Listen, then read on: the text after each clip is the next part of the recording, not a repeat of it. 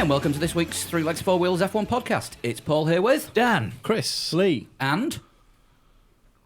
Oh, is that me? Sure. Hello, Sean. Hello, Sean. Good to have you back on the show. Hello. Yes, I see you've downgraded your level of guests from recent weeks, I hear. Not at all. Not in the at slightest. all. Stepped sideways. Oh, have you got somebody else coming on afterwards? You've got like Nico Rosberg coming on in the second half or something like that? Nah, Sky got to him first. They did. Well, I say he's the guest that you couldn't get. What can you say? It's like you've had everybody else, but you couldn't get him. I think my sense of humour might have put pay to that about 2 years ago. Oops. He hasn't crossed you off the Christmas card list, has he? Yeah, I remember the exact show that you're talking about where you didn't give your name, you just gave your thoughts on Rosberg before we'd even started recording anything. Oh, God. So, we are coming up on the 2018 season. Finally, This week. this week. Good God. I know, it's a matter of days away. It'll be less days by the time people listen to this, because this is usually Tuesdays. But it depends if I get busy with work tomorrow, or that PC that I repaired this afternoon still works. Both are likely. I'm really hoping so.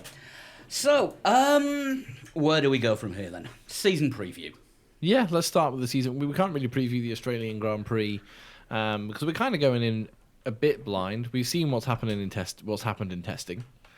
I don't know. Sean, correct me if I'm wrong, but there's nothing really jumping out at us as if to say, well, that's a surprise, or why is that team doing that? It doesn't seem as though there's anything in particular that's outstanding from testing. Well, you said correct you if you're wrong, and guess what? I'm wrong. I would say there's a couple of surprises out there. The two that jump out at me right away is the reliability at Toro Rosso and the pace at Haas. I don't know how genuine it's going to prove to be, but it's fair to say, I mean, Toro Rosso completed, I think, the most running in the first test. They completed a lot more testing miles than did McLaren, which, and Toro Rosso, of course, the new Honda factory team. Yeah. Which leads us to maybe revisit what we thought about McLaren's relationship with Honda. How much of it was Honda's fault, how much of it was McLaren's fault, or how much of it is just a coincidence that Honda have got their act together, seemingly, just around about the time that McLaren have got problems with a new engine supplier. Conversely, or not conversely, or in addition to, Kevin Magnussen's run in testing, sixth fastest in the final test, using the super soft tyre. And what's interesting about that is that that's 2 steps harder than what Ferrari used to be 1-2. In fact, 2 steps harder than what Ferrari used to be 1-2. Alonso third. Yeah. It's a fast McLaren. Is it a reliable McLaren? Time will tell. Ricciardo in 4th and Sainz in 5th in a resurgent Renault. Then Kevin Magnussen 6th in this Haas on super soft tyres. Now, who knows? I mean, there might be, for all we know, there might be 100 kilos underweight. Very unlikely, because it's very difficult to run the car underweight. They're throwing as much weight over the side as they can as it is. Bag sanding. Yeah. But it's certainly it's another example that we might see Haas come out the gate fast in 2018. The first 2 seasons, it's been the same.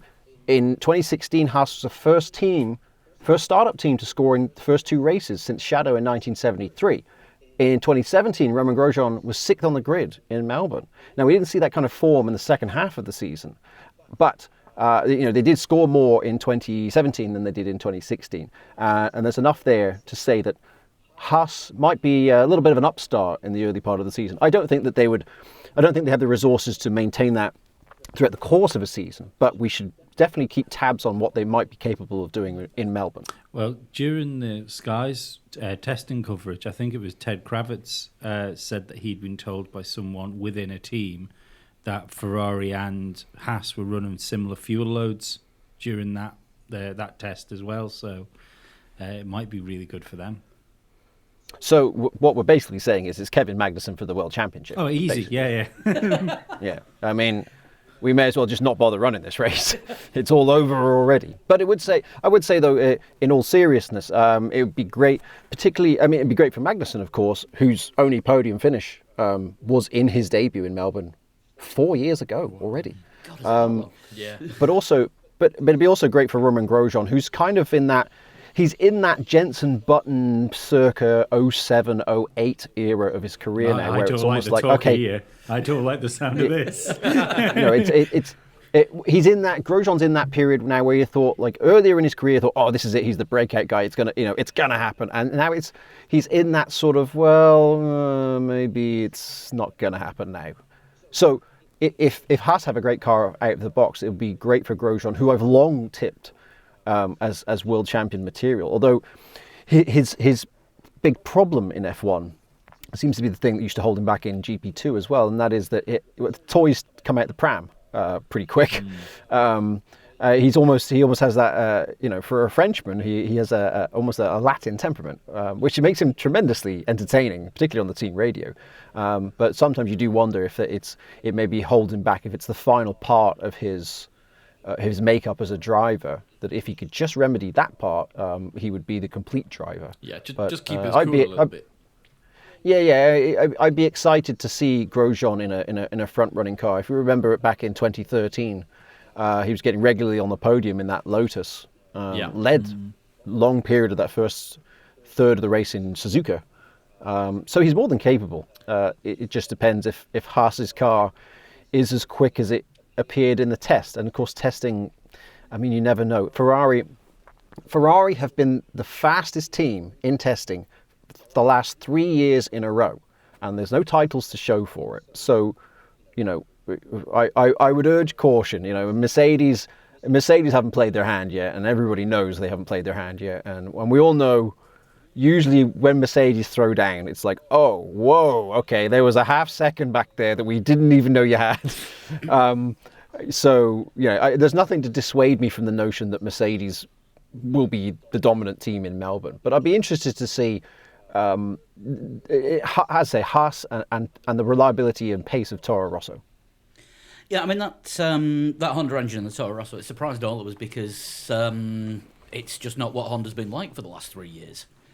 No dramas. No, I mean, if you watch that Grand Prix thing on Amazon? The Grand Prix Driver. Yeah, Grand Prix Driver. I didn't want to call it that. I thought it was the name of an old game. No, it's actually what the show's called. Yeah, but the amount of negative press that gave to Honda, from McLaren, directly from McLaren to Honda, it really hurt Honda's reputation as having those 3 years with McLaren, and then having a TV show made about it, saying basically these guys are terrible and don't know what they're doing.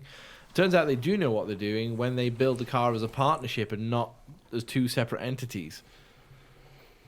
Well, let's wait and see. Let's not rush to judgment just based on the pre-season testing times. And if McLaren have said today that they've got on top of the reliability concerns that blighted the test, if that is true and McLaren's run reliably, and that they have the pace that Alonso seemed to imply in winter, then they're going to start this season as probably the fourth fastest team.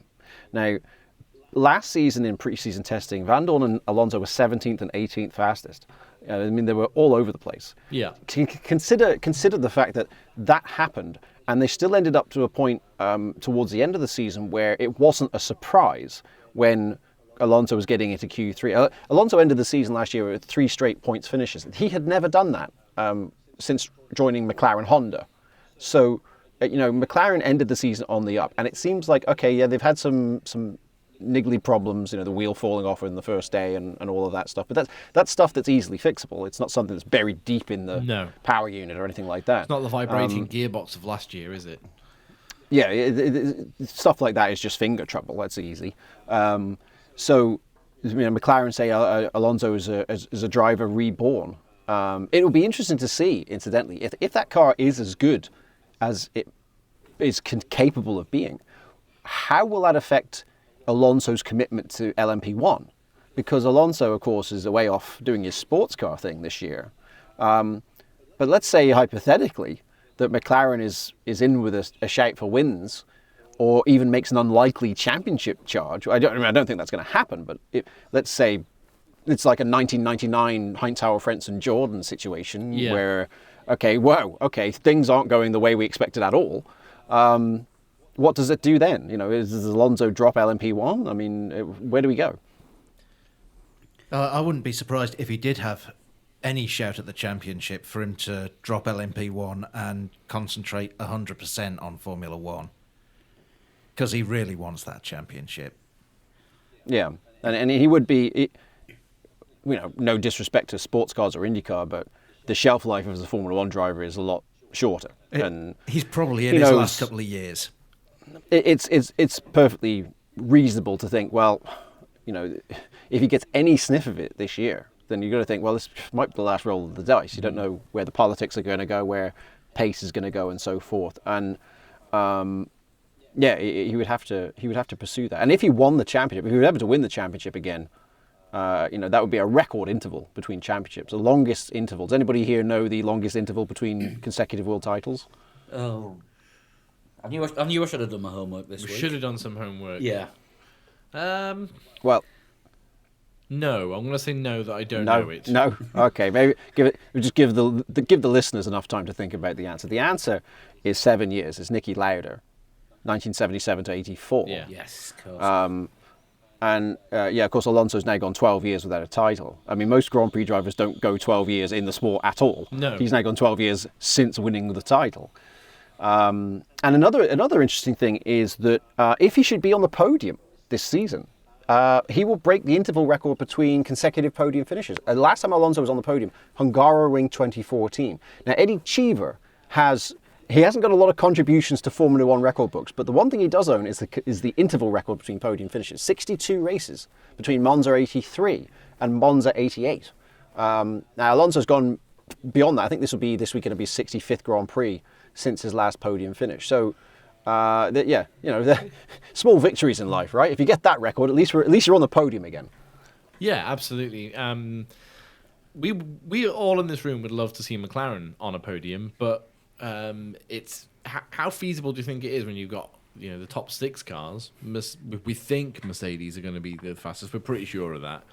And you got Stroll had a podium last year. I know exactly. Yeah. Red Bull and Ferrari. When it comes to the second team, basically anyone back from Mercedes, to me, it all seems a bit like a blur. It could be Red Bull, it could be Ferrari. It's probably going to be Ferrari, but then Force India are probably going to lose their 4th spot, or are they? It's just behind the top team. It just seems like it's a big blur going right the way back down to like Sauber, Who may not even be last. who might not even be last. Exactly. I think Force Well, India will find themselves being shuffled back slightly just because a couple of the guys that, like, be it McLaren and Renault, that should be further up the front are going to get back towards where they should be now. That's the thing. Everybody's expecting to make steps, aren't they? Yeah. Well, I would say that we've been in this situation before, and Force India notoriously don't go that well in pre-season. Every year the same. It's always okay. This is it. They've completely lost it. They've rode their luck for a few years, and now these bunch of chances are going to shuffle back, and then they end up pulling the rabbit out the hat. They're on the podium twice, or they finish 4th in the championship, or whatever. And this winter has been the same. So they're an enigma in pre-season. Force India. I wouldn't base your perception of how they're going to go this season based on the winter, because if you look at past winters, it was the same, and they ended up producing the goods. In fact, last year they should have been even better. In Azerbaijan, if those two pillocks hadn't collided with each other, they would have had a 1-2. Yeah. And just factoring what you said about we've got the big 3 and then everybody else. That you mentioned Lance Stroll was on the podium in Azerbaijan. That was the only podium finish for anybody outside of Mercedes, Red Bull, and Ferrari. Yeah. And in fact, off the top of my head, I think it's the only one we've had since Baku 2016, when Sergio Perez was on the podium. And they also, the big 3 teams had 39 of the 40 front row spots last year. The only exception, Lance Stroll again, who broke the all-time record for youngest front row starter. It'd be nice to break that hegemony of the big 3 teams this year. I think if we could just, I know that it's unlikely that a championship is going to come from anybody other than the big 3, and it might even be a stretch to say a win is going to come from anybody from the big 3 other than the big 3. But if we could at least split up the podiums a little bit, you get a little bit more variety in there. Nico Hulkenberg, who's now done 7,000 Grand Prix races without being on the podium, it's just like what are we going to see first, a Nico Hulkenberg podium or Halley's Comet? You know, it's like, geez, is the guy ever going to get on the podium? But every time he's in a position to be on the podium, something goes wrong. Or Nick Heidfeld Never more being so in- successful in Formula E. Yes, Nick Heidfeld, most podium finishes in Grand Prix racing, with 13 podium finishes without a win. He also holds that record in Formula E, which is amazing. You know, I think he's been, if I remember rightly, and I'm supposed to know this because I'm a Formula E statistician as well, I think he's been third in Formula E races 8 times. He's never been first, he's never been second, but he's been third 8 times. What's amazing is Sebastian Buemi, series champion, Lucas Di Grassi, series champion. Neither of them have finished third 8 times in their Formula E career, but Heidfeld's managed it. I mean, how amazing is that? And he's also never qualified on the front row. It's like, wow. I tell you what, if row 2 is your place, I mean, Heidfeld's your man. So these are high points in the world of disappointment. Yeah. They are, and judging by the raised tone of my voice, it's also a high point in my personal life. Don't know if you know, Sean, but we have a hypothetical place that exists somewhere in Europe, which is called Nick Heidfeld's World of Disappointment, and it's a theme park dedicated to all of Nick Heidfeld's nearly moments. Do you know? Actually, there's a museum in Sweden called the Museum of Failure. I don't know if you've ever heard about it. And the reason I know this is because I was just reading yesterday. They've opened up. They're actually touring the exhibition. They brought it here to Southern California. If you're familiar with Los Angeles and Hollywood, it's at Hollywood and Highland, which is just about like the epicenter of the tourist industry in Hollywood. Right, cool. And it's a museum of failure. It's a testament to products and things that had the best intentions. For instance, Colgate beef lasagna. Yes, Colgate beef lasagna. I'm not kidding. That was the thing. You know, like stuff like that, and like new Coke from the 80s. All these products that just went off a cliff, never worked or anything like that. Somewhere in there, you will find Nick Heidfeld's wins. You know, it's like there'll be an international Formula 3000 picture, and that's it. Funny enough, I was reading a thing on the internet about this the other day, and I noticed Kellogg's also have got a thing there. At a really inopportune moment, Kellogg's brought out an O.J. Simpson themed cereal. Oh dear. Yes, yes. It wasn't an O.J. Simpson thing. It was actually it was based on orange juice, wasn't it? Oh, was it? Was it just 'cause O.J.? Yeah, it was called Kellogg's O.J. And the idea was it gave you enough vitamin C as a glass of orange juice. I think that was it. But unfortunately for them, a guy with that name allegedly murdered 2 people around about the same time, which was bad for business, as it turned out. Oops. So, I think, you know, maybe there's a moral in there. Maybe Nick Heidfeld maybe needs to kill some people, and maybe, you know, then... Allegedly. Who knows? That might... Yeah, allegedly, you know, if he gets involved, you know, I was at the scene. Knowing Nick Heidfeld, if he tried to kill somebody, he'd probably narrowly miss. You know, it'd be like, I was trying, but I didn't quite get there. You know? Save the life by accident. And his car chase would be Yeah, 1 mile short of O.J. Simpson's. Yeah, and the policeman Exactly. the policeman would buy gloves for him and accidentally get the right size. Yeah, right, exactly. Nick Heidfeld would be the stunt driver in The French Connection or The Italian Job that you never see on camera because he's just slightly out of shot, but he was there. Oh dear. So yeah, anyway, we were talking about a season preview at some point, weren't we? Yes. Anyway, back at the Grand Prix where we were. Well, please God, let's get back to that. I was going to say. Just wanted to ask you about.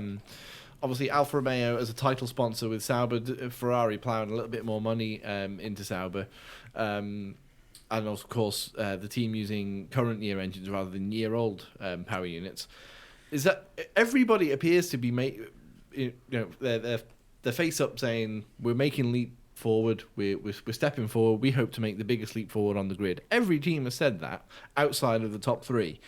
So starting with Sauber, who finished the season last year, how much of a leap forward do you think they could make, Sean? Well, it's funny you mentioned the optimism of a new season. I started my preview article for Channel 4 this week by saying, you know, this is always the most optimistic time of the year because there's a 20-way tie at the top of the Drivers' Championship right now. Yeah. So, you know, who knows where it's going to go from here. If you believe Sauber's website, their 2 drivers are currently 1 and 2. Fantastic. That's a good way to look at it. It's just like it's like the start of a football season. It's like it doesn't matter if you're supporting Accrington Stanley; they're still joint top of the league. I'm a York City fan. I never see this. Oh, is that right? Well, just shout out to Shrewsbury Town, by the way, who's second in League One, heading for the Championship for the first time in 30 years. When my cousin was the captain. I'm just saying. Anyway, we digress. Sauber last year were last in the Constructors' Championship. That's the first time they'd ever finished last in the Constructors' Championship. That had actually never happened before. Can you believe that? Because there's always been a Marussia or a Manor or a Caterham behind them. They failed to score in a championship before, but they'd never actually been last. With this Alfa Romeo deal, we actually have an arc back to the very first World Championship race, and I'm wondering if Ferrari, who of course are of the same parish as Alfa Romeo, it's all the same company and they're all friends and all that stuff. I wonder if there is a mild amount of penis envy at Ferrari this week, and the reason is because we have an Alfa Romeo sponsored car on Pirellis, which is the combination that won the very first World Championship race, Silverstone 1950. Alfa Romeo 1, 2, 3 on Pirelli. Ferrari were not present.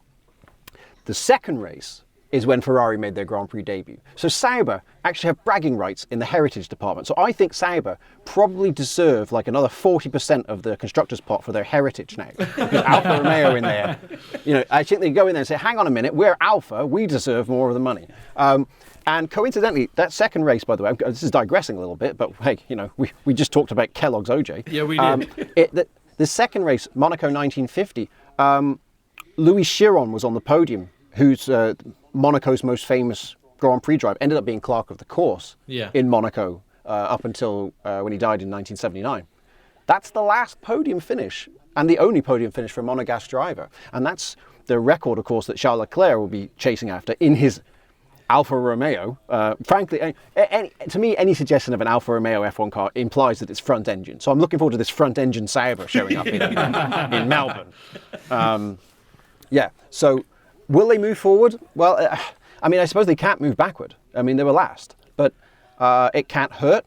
It's good that they have that their financial future is secured, because there's been plenty of dicey moments for that team, and as race fans, we don't want Sauber to go away. I mean, Sauber are kind of like Williams in that they exist to race. It's not like manufacturers who are whimsical and just like, we might come in and we might pull out, we might come in. Depends, depends what suits us. In the case of Sauber, as in the case of Williams, it's like they're here to race, and we're here as race fans to watch races. So, we need Sauber there. Even if, and I hate to use these terms, even if Sauber turn into the Minardi of this generation, the lovable losers, which is a condescending thing to describe them as, we still want them there, because that means they're the underdogs. I can remember watching a race in the 90s, and Minardi scored. I think it was in the Italian Grand Prix actually.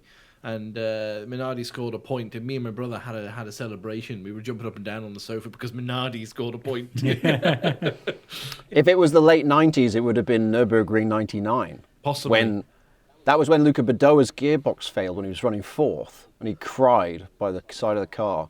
And Marc Gené, people remember that bit, but they forget the fact that Marc Gené actually finished sixth in that race.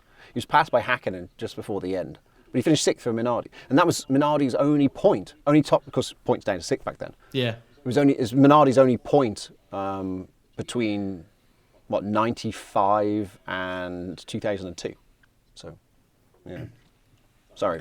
I'm freestyling. No, not at all. No, carry on. But, look where Marc Gené ended up, hosting the Ferrari launch badly.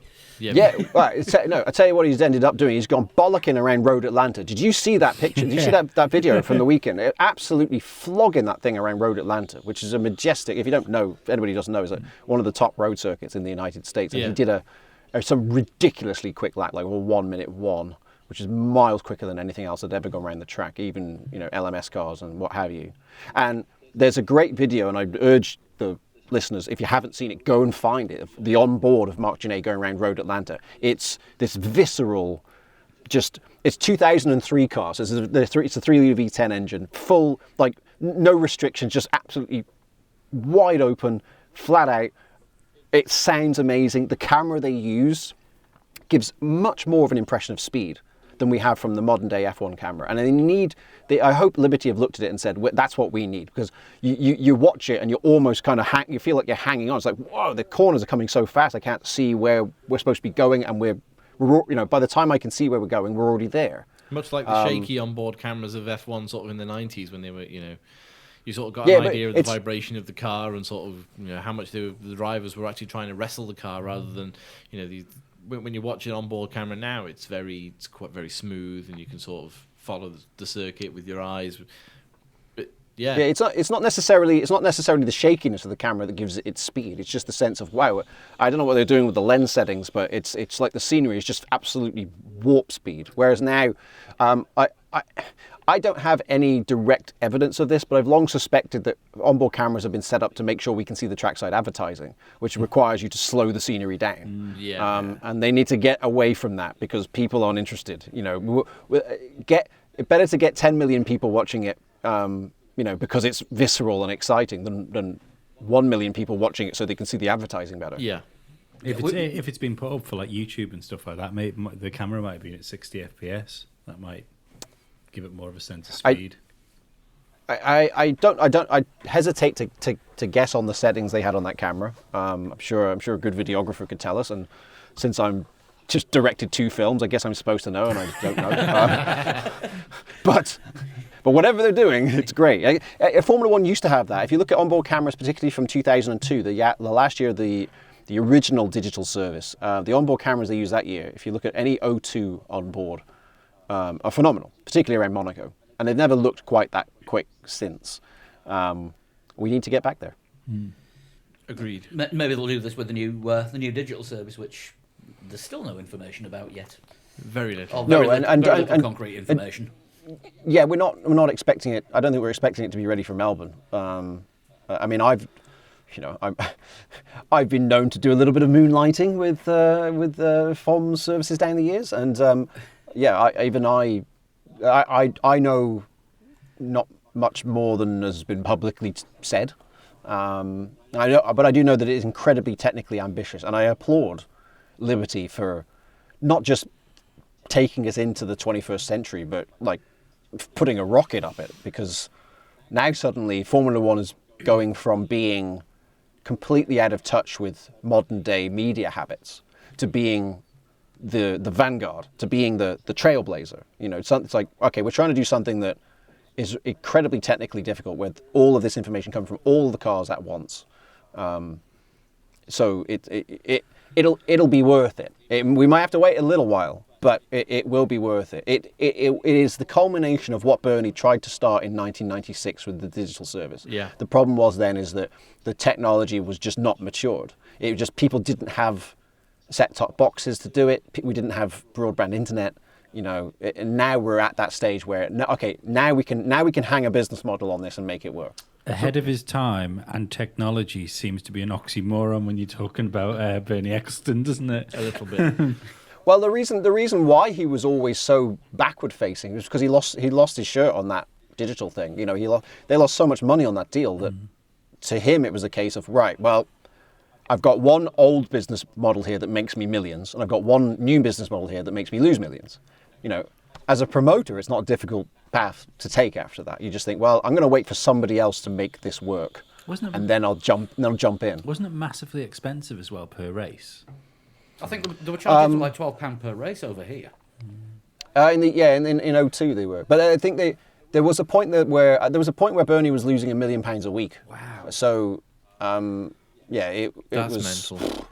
Yeah, you can see from that perspective, it's easy to see why Bernie had his fingers burned by that and think, okay, I'm not gonna go near this new media stuff because it was just a black hole that we were throwing money into. And if there's something Bernie doesn't like, it's things that lose him money. Absolutely. Even a billionaire's going to know it was $1 million a week. Yeah. Exactly. It's easy to joke about Bernie's financial habits because, you know, when you're that rich, it's just a game, isn't it? But that's the kind of loss where you're just like, okay, this is legit now. We need to pull the handbrake on this. This is ridiculous. Yeah. Whilst we're on the subject, Sean, just quickly, where do you stand with the whole sort of free to air versus pay to, pay subscribe TV? Because we're a little bit concerned, and we have been in the off season about the lack of free to air TV. Obviously, it's going to be lost in Italy soon, and you know other countries are probably going to lose their. It's the last their year of free-to-air. Channel 4, It's the isn't last year it? of Channel 4 in the UK as well. It's only the British Grand Prix that's protected by law. In getting new eyes, as in new fans involved in Formula One, where do you stand on that sort of free to air versus the subscription channel thing? Because it's an interesting debate. Yeah, absolutely. I think, I mean, I have a foot in both camps. I work for free-to-air stations, I work for pay stations. So, to me, long live both formats because I get double the money. Way! Yay, capitalism. Yay for capitalism, exactly. It's a great day. No, I actually, all joking aside, it is, there's a balance to be struck because you're right. Pay TV is great. What Sky Sports do with their F1 coverage is unprecedented. No one's ever done that level of coverage before. It's easy for it to hark back and say, oh, well, in the good old days with Murray and James and blah, blah, blah. We didn't have anything like the kind of coverage that we now get globally. Highlights of qualifying on grandstand and then a 10-minute build-up to the race, the podium, and that was it. Yeah. But, of course, at the time, that was enough for us. But our habits have now changed. Now we want... now we really want everything now. It's the media environment is completely different. It's important that Liberty understand, and I think they do understand, that pay TV is a great earner up front, but it's not a great long-term investment. As you said, you need to bring in new fans, and you don't bring in new fans by putting a paywall in the way. There has to be a medium there, and I think the best example is probably the Premier League, because there's a reason why the Premier League is not exclusively a Sky Sports thing, because there's always Match of the Day. Match of the Day still happens on the BBC, because if that doesn't happen, anybody who hasn't got Sky is not going to watch it, and then you start to lose the new eyes, you start to lose the new viewers. Before you know it, the La Ligas of this world have swept in and said, well, I'll tell you what, we'll give you free-to-air La Liga. And so people grow up being Real Madrid and Barcelona fans instead. I know that seems like a little bit draconian, but it's perfectly possible if you're not engaging the fan base. Just look what, people complain about Ashes cricket. 15 years ago, it'd be unthinkable Ashes cricket was on paid television. Well, now it is. But, they've got the same concern, which is, okay, well, what about new viewers? What about, where's the future going? The best example, the best, what's the word I'm looking for? Like model to base it on is there needs to be some free and there needs to be some pay. And I think that's where they're going outside of the UK. That's where they're going with F1 TV this year. Here in the United States, it's a case of the practice qualifying in the race is kind of on ESPN, but in an absolute minimalist way. It's just piggybacking whatever Sky have got on at that hour. And if you want the full bells and whistles, you subscribe to F1 TV, and in a way, that would be a good situation to continue in the UK. I personally think, everyone tells me how much they like Channel 4 and how much they like Sky, so it's kind of the best of both worlds. If we could just carry on as it was, I'd be more than happy with it.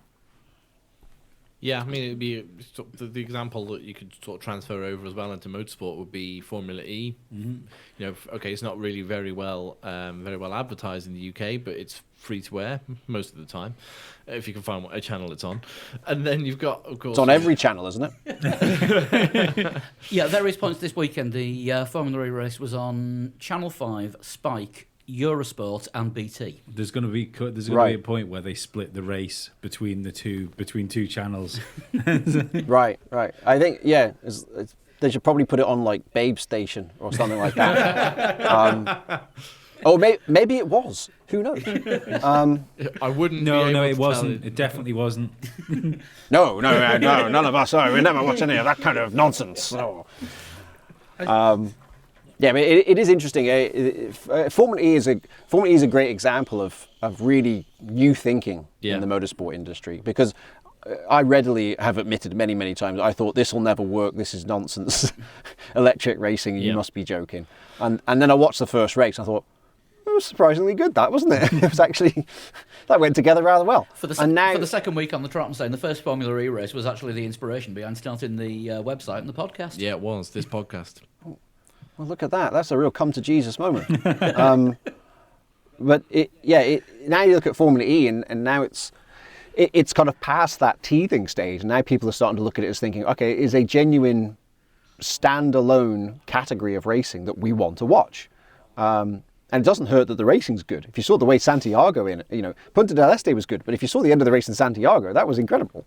When Andre Lotter bumps Verne up the arse, teammates fighting for the win, and just thinking, oh my God, these lunatics are going to take each other out.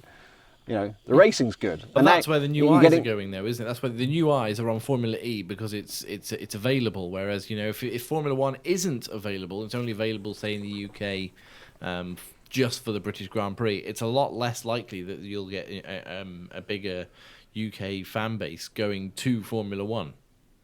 Yeah, but we should also counter that by saying, Chase Carey, Sean Bratches, Frank Artoffer. These are people who understand new media. So it's not like if it was Bernie doing it, where he'd just say, that's fine, the money's still in the bank. Bernie's problem towards the end of his reign was that his business model was derived from the 1970s, and we've all conclusively moved on from it. Now we have people in the sport who are media people. They get all that. So you can assume that there might be a few wrong turns. They certainly didn't expect NBCSN to pull the plug in the US here, and that has probably caused a bit of a panic because, we're 5 days away from the first race. There's not any advertising that ESPN are covering it, and I think they'll have a serious problem with ratings this year because, ESPN is doing it for nothing, and there's nothing in it for them. Yeah. But it's also reasonable to assume that when F1 TV launches, that is a complete game changer. Absolutely. So there's probably a little bit of heavy lifting to be done up front here, but once the new world order is established, I think it'll be very successful. I think top and bottom's going to be content, because when you look at Netflix, for instance, if you take Netflix back, say, 3-4 years, when people were just starting to get on board with it, and the amount of people that would just pick Netflix up for a couple of months and then drop it again and then pick it up, and it's only been, say in the last year where all of a sudden it's, oh shit, that's where all the good television lives. It's now worth my £10 a month. Probably Breaking Bad for Netflix. Yeah. So that's it. Formula One needs to get itself in that position where it's must see TV. Yeah. Yeah, and I think, as I said, I think the new sheriffs in town understand that industry. You might as well have just been speaking Dutch to Bernie. He wouldn't have understood he probably would have said what is a Netflix. As he famously said, in an interview with a journalist at the end of 2002. For those who don't have long memories or weren't here, back before 2003, if you went to Formula1.com, you actually went to a fan news website. It wasn't official Formula1.com. And towards the end of 2002, somebody at Farm obviously realised, hang on a minute, that should be ours. And Bernie said to a journalist, he said, "Yeah, we're working on it now. We're getting one of those internet things." It's kind of like, which I think what he was trying to say was, we're making a website, but he didn't know the word for it. it's kind of like Jean Todt, isn't it? Was it 2 years ago, Jean Todt with Twitter, when he was saying he got his press secretary to print them off and read them out, and so he can read them. Yeah. Yeah. It's like that's not how it's supposed to work. Yeah, or the former technical director of an internet-based betting company I used to work for, saying, "Why do we need to advertise? We've got a Google." Oh God. Yeah, whatever next. We have, if we had that, we'd have steam-powered Grand Prix cars. So, so you've got to move with the times, cool. guys. Formula Steam. Formula Steam. Yep. George Stevenson for the win. That got down great in Whitby. George Stevenson would be like the Adrian Newey of that series. Street race round York. Yes, I'm putting in the bid for that. Right, or either Russell Hobbs would have a works team based on their kettle. You've already put a better proposal forward than Formula A. Come to think of it, Rowenta always used to sponsor Hockenheim. If you ever look at old pictures of Hockenheim, Rowenta used to sponsor it. So I'm sure their kettle would have done great things in Formula Steam. Anyway, carry on. Anyway, we'll go back to this year's grid. We touched on Toro Rosso briefly with the reliability. If they can keep that going, what do you think to their lineup? Because it's they had effectively their audition, both drivers, at the end of last season, but the car kind of let them down. Do you think we'll be seeing improvements from both of them this year? Well, when you say the car let them down, Brendan Hartley hasn't raced in a Grand Prix yet without a grid penalty. So Yeah. we don't know what Brendan Hartley's capable of doing. You know, it's That was because ridiculous. That was because of the engine changes, so the car did let him down before he'd even got in it. Yes. Exactly. It was like before he even left his house, he had a grid penalty. Stupid haircut, So- Brendan. Grid penalty. The jury is definitely out on Brendan, who of course was racing LMP1, Porsche LMP1, winning Le Mans and all of that came. So there's no doubt about his credentials to bring the car back in one piece. Because if you're a successful endurance driver, you're going to throw it at the hedge too often. But we don't know his out-and-out pace. And of course, Red Bull, it's the irony of him being back in a Red Bull team years after Red Bull dropped him as a development driver. And I remember covering him when he was scraping around in GP2 in the early part of this decade, and I'm thinking, well, it's probably curtains, because when Red Bull drop you as a driver, that would be the equivalent of Marlboro dropping a driver in the 80s. It's just like, well, that's it. Thanks for coming. Yeah, enjoy a real job. Yeah, we looked at the Red Bull Driver Academy website a couple of weeks ago, and there's been 70 drivers passed through the Young Driver program since it started. Wow. Yeah, and Hartley came through at the same time as Ricciardo, Vettel. Well, a little bit after Vettel, but Vettel was in a Red Bull seat at the time that Hartley was going through the young driver program. So it was really difficult for Hartley to really make an impression in that form. So yeah, I think Red Bull felt a bit guilty when they maybe looked back through that page of 70 drivers that they've got rid of. Or the fact that they're the team version of Ted Bundy. Yeah. do you remember that driver? Yeah, he was actually all right, wasn't he? Well, he might have been okay, but we had Danny Ricciardo and Sebastian Vettel at the time. Do you think they kept like a glove Yeah. of them all, like a trophy? Well, what there is that there's a cautionary tale for all young drivers in the Brendan Hartley story, which is don't burn your bridges. Just because, okay, Red Bull say you're not good enough on any given day, Brendan has proven that there is, another way. There is a way back. And at the other end of the spectrum, so that- there's Nelson Piquet Jr. Well, I've argued that we need to reappraise Nelson Piquet Jr. Based upon the fact that he has won in absolutely everything he's driven except F1, and maybe I was too harsh on him in Formula One, and based upon the fact that he was owned by Lewis Hamilton in Beckett's in that GP2 race in 06. Maybe that weighed too much on me. But if you re-examine his GP2 career, F3, Formula E, Global Rallycross, and even in the NASCAR series, it's like not only is he successful, but I love his attitude now, which is just give me anything to race. I don't care what it is. The fact that he wanted to race, he was interested in doing Macau Formula 3. He was interested in doing the Formula Ford Festival. I mean, that's just brilliant. Because think about the reputation. If he goes to the Formula Ford Festival and has his ass handed to him, then it's just like, wow, you'll never work in this town again. I thought you were good. But the fact that he's willing to put his neck on the line, you're just like, wow, yeah, that's proper old school. Get in there, Nelson.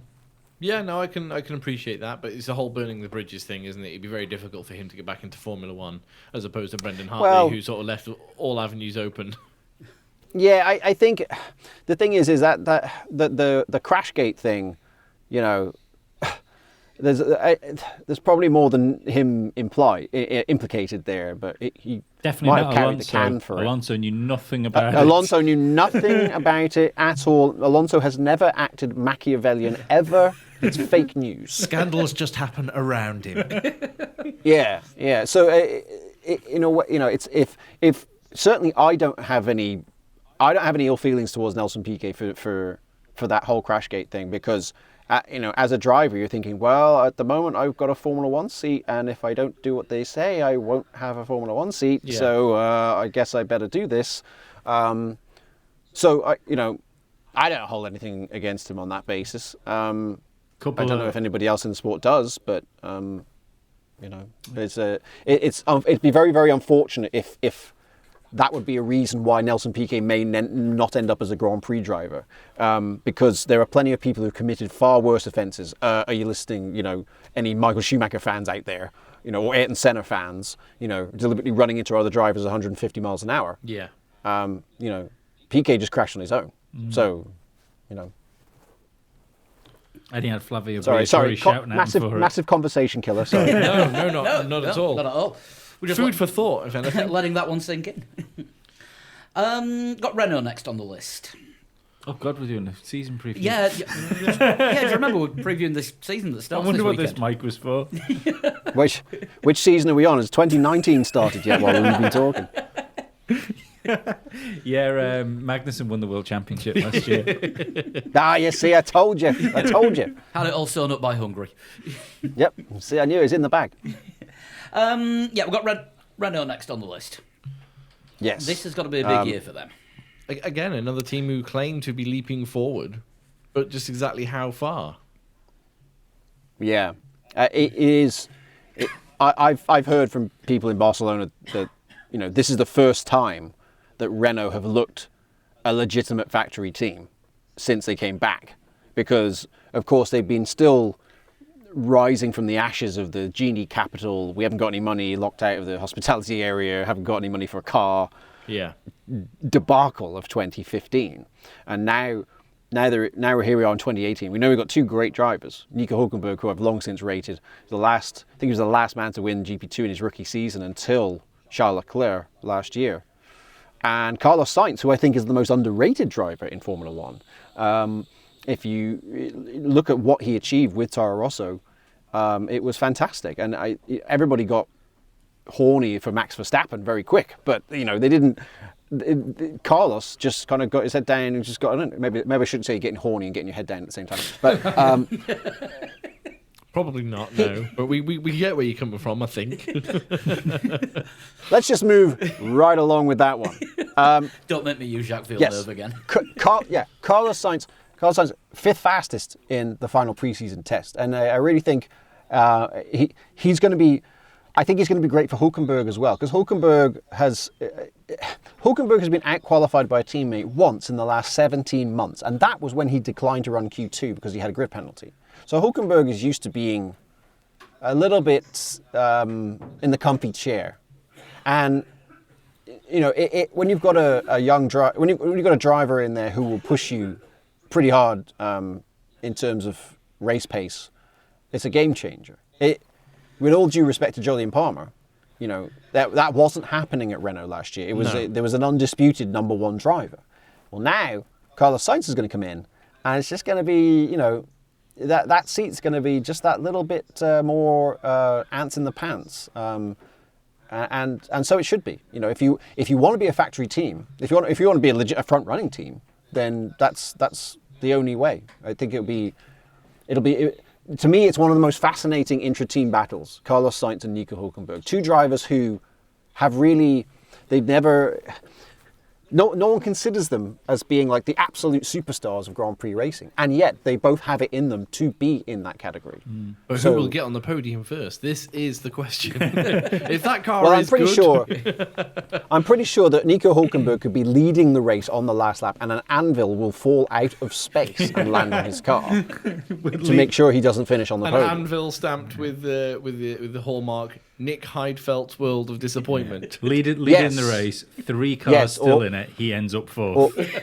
or Kellogg's OJ. Who knows? But This is when the It race is- director is Mr. Hanna-Barbera. yeah, exactly. It'd be like some Dick Dastardly shit. Anyway, Benetton, 1994.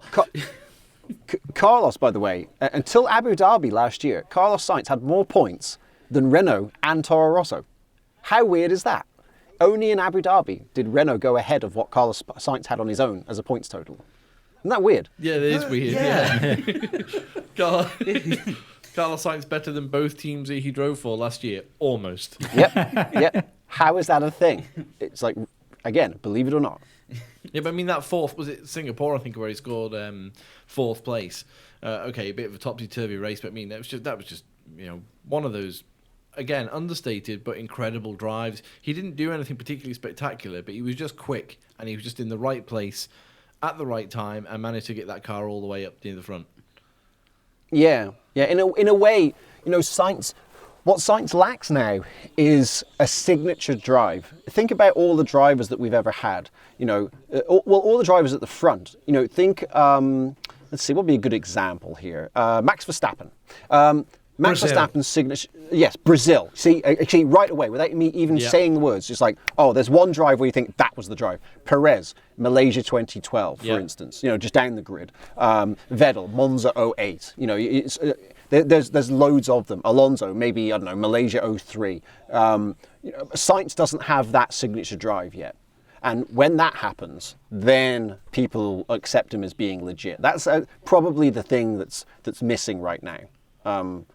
But he has that capability in him because he's incredibly consistent. Although I say that, he actually he retired a lot due to accidents last year. His last Toro Rosso drive ended up in the sandpit on the first lap. So I've almost contradicted myself by saying that, but he needs to, as long as he gets past the first lap, life's good. Yeah. So maybe he just needs to temper his aggression on the first lap. Although that's a balancing act in itself, because of course that's when most of the overtaking takes place. We only had two on-track passes in last year's Australian Grand Prix. So if you don't get it done on the first lap, you've got a long day ahead of you. Yeah, the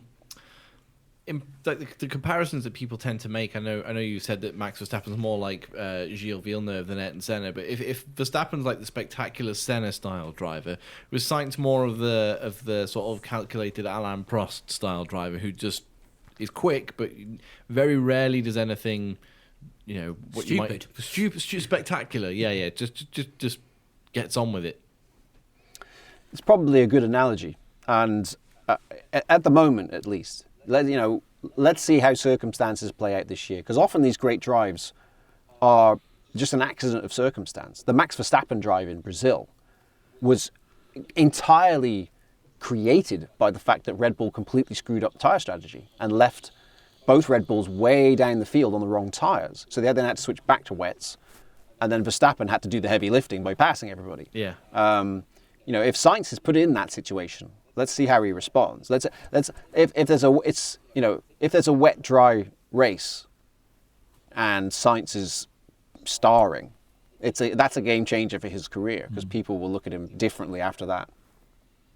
Yeah, quite possibly. Now then, the thing that's coming up next, probably the most contentious driver lineup on the grid. Williams.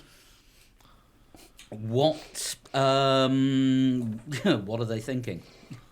Yeah, what are they thinking? Driver lineup, and also Paddy Lowe's already come out and said, well, we might not be able to unlock the potential of this car until late on in the season. Of all the teams who said they're going to make a leap forward, Williams are perhaps the least believable so far. Yeah, and I at the moment I share that pessimism. In the turbo hybrid era, they came straight out with, what was it? It was the FW37, I think it was, in 2014. I've lost track of my type numbers. Anyway, the 2014 car, let's just call it that, was great. And of course, some other teams dropped the ball a bit, but the Williams was one of the strongest cars on the grid. The strongest Williams that we've probably had since the end of the BMW era, at least. And steadily since then, they've kind of regressed. Every season they've just not been quite as competitive as the season that came before. Last year they were on the podium and on the front row, as I mentioned, with Lance Stroll. But again, it was accidents of circumstance rather than genuine pace. And I am worried about them this year, because not only is the car not showing any great pace, but there's also the fact that Martini have said that this is their last year. So Williams are losing their title sponsor next year. And it wouldn't be out there to suggest that might have influenced the choice of Sergei Sirotkin as the second driver, because Sirotkin's very capable. He's a race winner in GP2, or Formula 2 as it is now. So it's not as though he's just some guy they pulled in off the street who with loads of money. He is a good driver. And it may well be that he was just more impressive than Robert Kubica was. I think if Williams made that decision based on performance grounds, then good luck to them, because it's good that Williams are making those decisions, in the cold light of reality, as opposed to a romantic, Kubica back from oblivion situation. But yeah, Williams have got to have one eye on the future financially, and Frank, ever the pragmatist, of course, will be looking at it and thinking, well, if Martini are going away, we need to make sure there's money in the bank for next year. You know, let's not have a Lotus style situation where we don't have enough money to pay the mechanics or anything like that. Frank has said himself, he was poor for a long time in this sport, so he knows what it's like to have to scrimp. Yeah, I mean, the troubling thing is, basically what we're seeing this year with Williams is Lance Stroll is effectively a number one driver. Is he a bit too young for that kind of responsibility? Would you have Max Verstappen as your number one driver? Yes. Probably, yeah. Yes. The It's defence not rests. age, is it? No. Something else that sort of worries me a little bit, just looking at the testing, in overall lap times, Kubica appeared to be quicker than Sorokin and Stroll. Of course, we don't know what setups they were running. And Claire Williams just had to come out and defend, not putting Kubica in the car. And you get the feeling, or I get the feeling anyway, when a team principal or deputy principal comes out and says, they have to almost give a reason. It's not looking good when we're not even at the beginning of the season and already the excuses are coming out. I think that might be partly because there's so many people saying so loudly Kubica should be in that car. Yeah, but if you're putting fires out, somebody started it. You know what I mean? There's a reason. Well, for it. I would. It's the internet. Yeah, exactly. And the thing is let's change that name. Let's change the name Robert Kubica and let's change it to, I don't know, let's say Jenson Piquet Jr.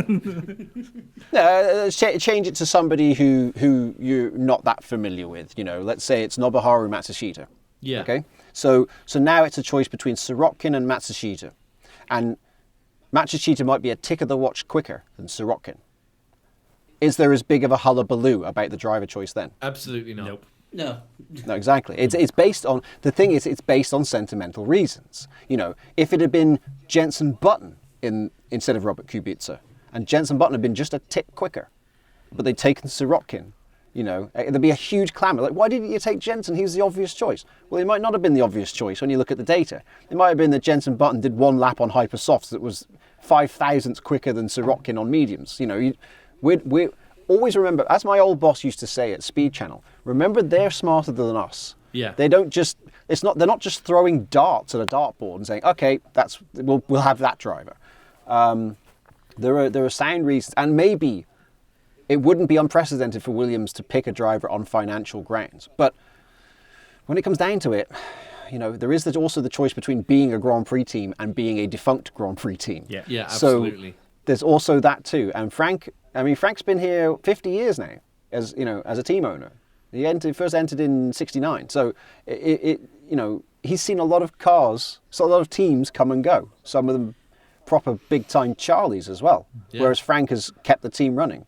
And I never lose an opportunity to say this. Frank, we've got to enjoy Frank Williams and Williams while Frank is still of this earth, because Frank is our Enzo Ferrari. He's the Enzo Ferrari of our generation. That team exists solely to race. Everything else around it is just an aside, almost like a distraction from the necessity of racing. And he is our Enzo Ferrari. And for that reason, if Williams get back in the winner's circle again, they should, like they ring the bells in Maranello when the team win. They should be ringing the bells across, Grove and Didcot on the Sunday, because it's like, wow, the local team won the race. How about that?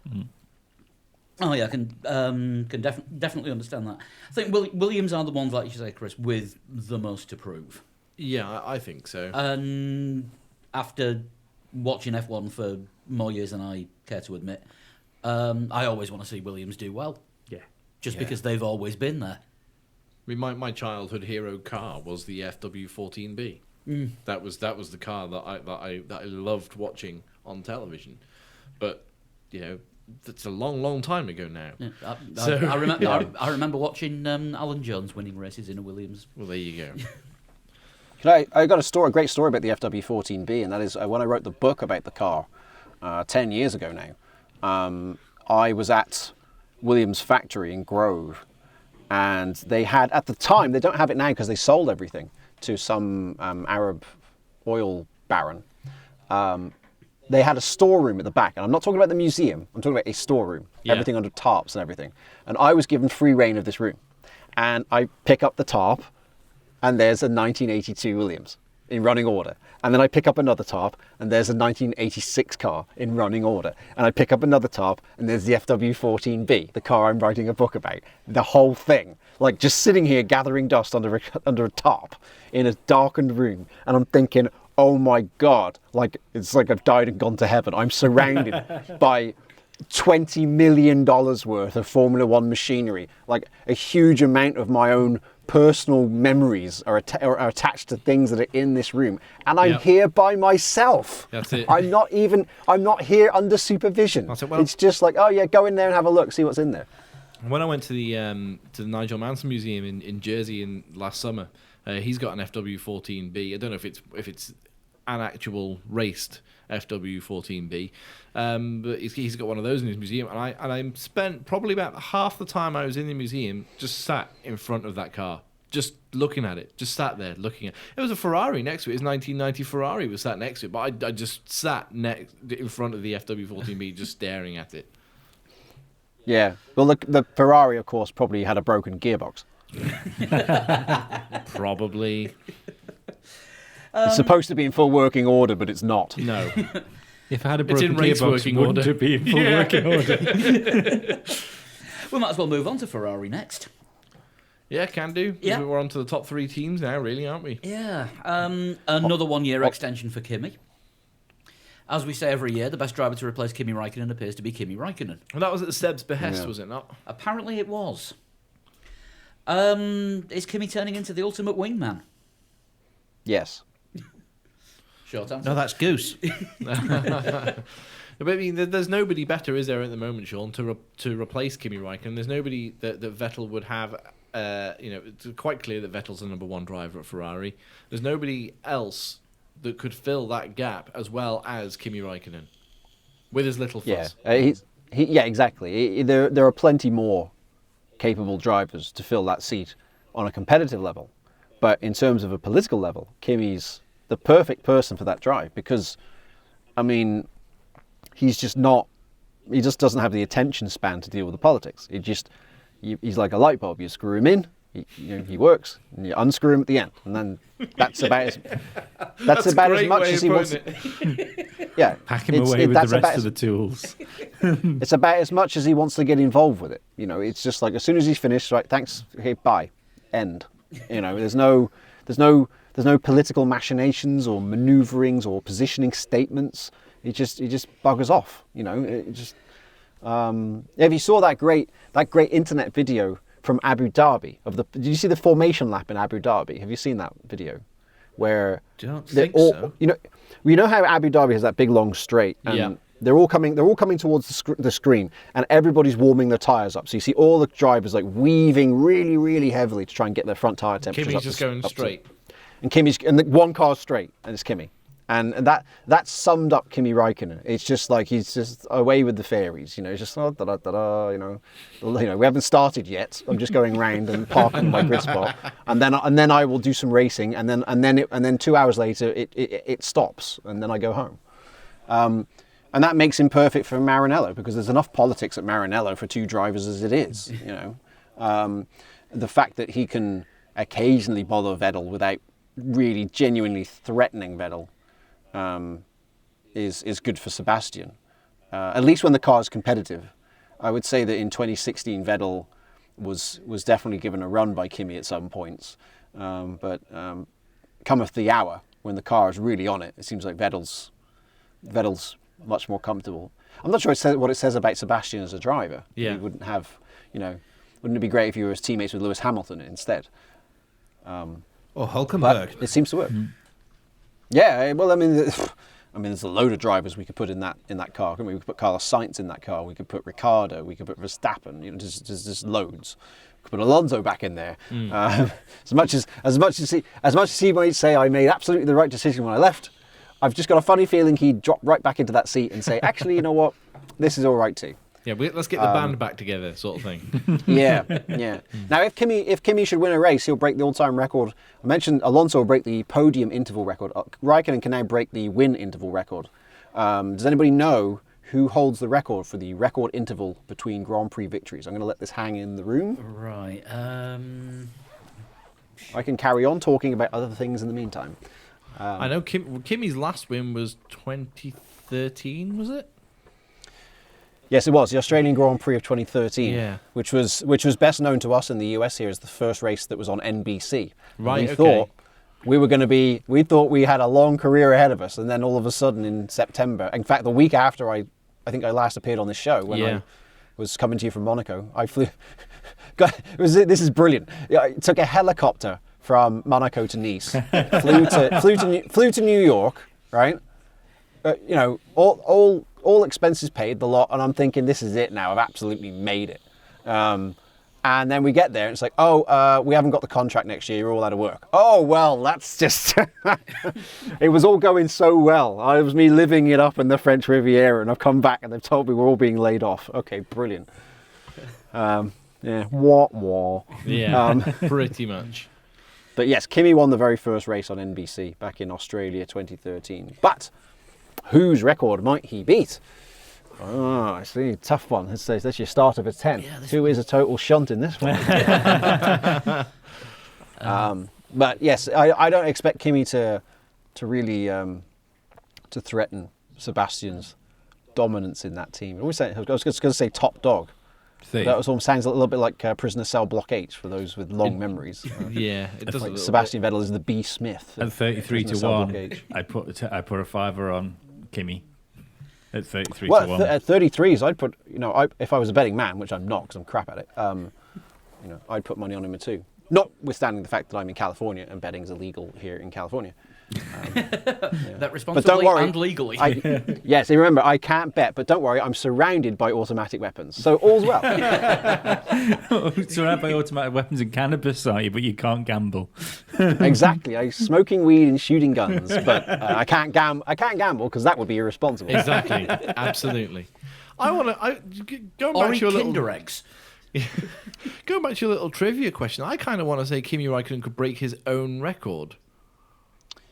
No, No, because of his, you're because of his thinking, gap that he had. You see, with his couple. Yeah, of years that out. doesn't count. That doesn't count because he didn't race. So it's, it's races and not time. Correct. Yeah, it's a Right, driver okay. who appeared in X amount of races. If you need a clue at some point, I'll tell you the number of races. Yeah, Yes, that would might help.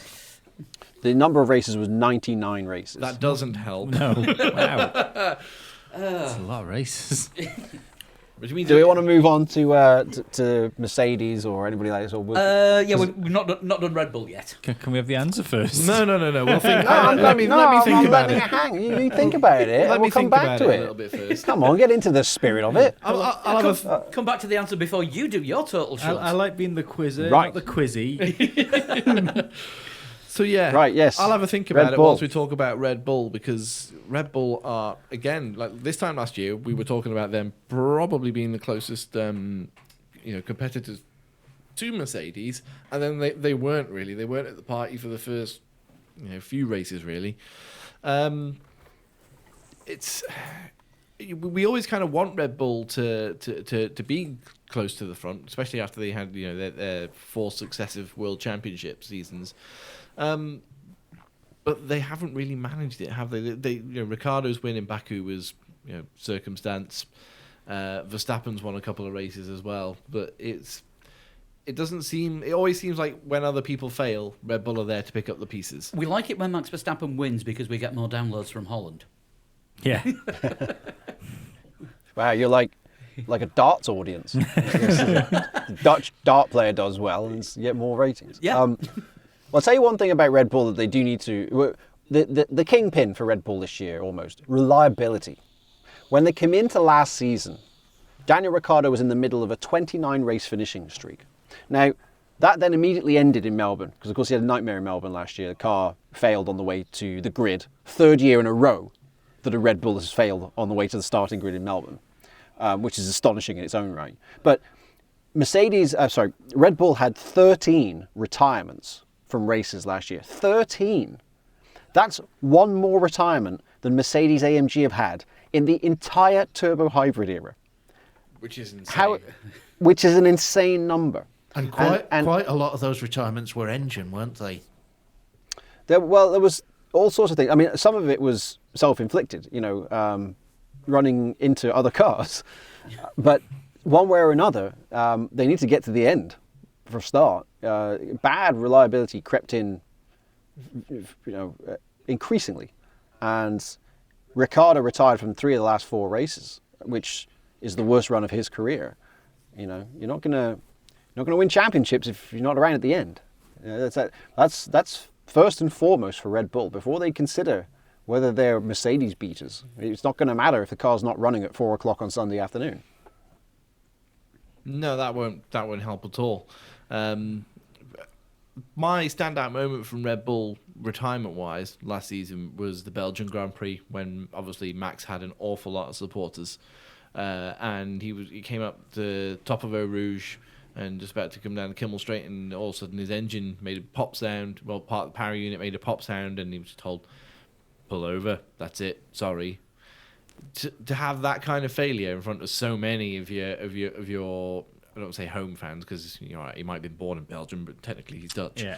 But That grandstand was very orange, though. exactly, yeah. There's always a sea of orange, now, especially in a few European Grand Prix. But he broke down right in front of his entire sea of orange fans, and that's the worst thing that can happen to you as a driver. Really, the most disappointing thing probably that can happen to you. Oh, I've broken down at the race that's closest to home, right in front of the stand, full of all of my fans who paid to come and watch me, and it's not my fault. Yeah, well, it's not. Yeah, and I think Sorry. it's the worst thing that could have happened for Grand Prix racing at that moment, because, I'm sure Liberty are rubbing their hands and thinking, wow, these Dutch fans are phenomenal. Look at what they give to the sport. It's the same when the Dutch are at the World Cup. You think, wow, they really add something to this that other nations don't. Just having this sea of orange, like you mentioned. They come down, they got instruments, and they go nuts, and it's just like, wow, this is so brilliant. Anyone who's been to Zandvoort for pretty much anything will know what I'm talking about. I've been to Zandvoort for DTM, and the Dutch are just brilliant. To have that on tour, and it was the same particularly in Austria as well, when Verstappen, I think, was out on the first lap. Yeah, It was... Yeah, loads of Dutch fans there. Yeah, and just think, well, I don't want those Dutch fans to lose heart and think, oh, I'm not going this year because we went there last year and he was out on the first lap. I don't want that to happen, because I think, wow, the Dutch could really bring something to Formula One that we haven't really had lately, which is this travelling contingent of fans, which is not, Formula One fans, British people, for instance, will go to Spa for a weekend, but it's not like Le Mans level, where Le Mans becomes a little part of Great Britain for the weekend. But the Dutch kind of just colonise the racetrack, which is just adds a whole next level. And the rising tide will lift all ships in that case, because other people who go to the race who aren't Dutch will think, wow, the atmosphere was brilliant. We're going to come back next year. Yeah, absolutely. It has that trickle down effect. Yeah, I mean, we had a couple of messages from British fans that got in with the Dutch crowd at Belgium last year, and everyone was saying it was just the best atmosphere they'd ever seen at a race, just in the Dutch sections. Yeah. Yeah, I could believe it. And there's probably some brilliant stories. So it's like Bathurst level stories going on there. Did I ever tell you that story that Anthony Davidson told me about the beer at Bathurst? Burying it. Yes, okay, I did tell you that story. Yeah, see, that's why I figure that's the Dutch level of nuttiness. For anybody who didn't hear previous podcasts, Anthony Davidson told me this story that at Bathurst they'd introduced this limit because they said people were drinking too much beer, so they restricted each individual ticket holder to 64 cans of beer, which in 6 hours. 6 hours long, isn't it? In 6 hours. And what was happening was they were getting around it by showing up at Bathurst weeks before and burying beer so they could then dig it up when they were on the site. I mean, what circumstance is 64 cans of beer insufficient in the first place? If you're Australian. Yeah. Apparently. How brilliant is that? I want to know who came up with the solution. Derek's there going, I've got an idea. I can sort this. Yeah. Right. They've seen all those Castlemaine Forex commercials in the 80s and gone with it. Have you yet to find an Australian that actually drinks Castlemaine Forex? No. Or Foster's. Yeah, exactly. It's all a lie. Yeah. It is. It's all First- marketing for you. First beer I Yeah. remember tasting. What, Castlemaine? Yeah. Yeah. Fair enough. Tasting. I don't drink alcohol, so it doesn't. It's a pretty damning indictment of both of them. Don't worry, I've tried to level it out for all of us. It's fine. Thanks. I'm saying nothing after accidentally spending 130 quid on a bottle of whiskey when we were passing through Birmingham Airport the other week. Oops. So Kimi Räikkönen and the wins things. Yeah. I was going to say, is it too much pressure from Sergio Marchionne, do you think, Sean, on the rest of that team? That he's sort of... The amount of pressure he's put on, like, if we don't... Was it this time last year? But if we don't win a championship this year, it's a disaster. And, you know, Ferrari sort of... It's like an implosion. They tend to sort of fold in on themselves, and before you know it, they're midway through the season. There's hirings and firings going on. Arriva Bene doesn't know if he's coming or going, and then suddenly he's, you know, still in charge. When we've all heard that he's going to be fired in the morning, and then he's not.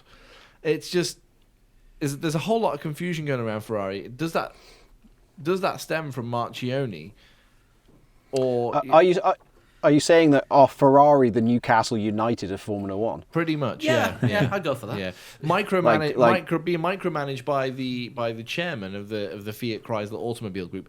Probably not a great idea. No, it is not a good idea. And Ferrari's history is resplendent with countless examples of the chairman meddling to the detriment of the team. But More like You know, Ferrari more would like be the Ferrari. More like the Wimbledon of Formula One, then. well, yes, Ferrari wouldn't be Ferrari without a dose of boardroom politics. I imagine that the Ferrari personnel feel that pressure on a daily basis. I don't think it comes as a shock to them when that happens. I think it probably comes as a nice release of pressure when they win a race. But the rest of the time, I'm sure they feel it constantly, and in a way that probably the other teams do not, because Ferrari is so interwoven with society. You know, it's not just a race team. You know, if you're at McLaren and you're not winning, it's not like you're going to have like people come up to you in a restaurant in England and complain that you're a disgrace or anything like that. You know, in a way that you would. Can you imagine? Yeah, you're sitting there at Wimpy in Woking, and that just doesn't happen. Whereas in Ferrari, Well, it might do if in it's Italy, Ron Dennis. Ron Dennis might come up to a McLaren employee. I might do. The chances of Ron Dennis being at a wimpy beef bar. what would he call it? A beef redistribution Centre. establishment. Yes. Yes, facility. Although when we were in Woking, we didn't find a Wimpy, but we did see Nando's. Ah, well, there you go. Conspiracy. Where else would he go? Where else would he go for dinner? Maybe he'd go to an establishment for breakfast called Stoffel's Waffles. Who knows?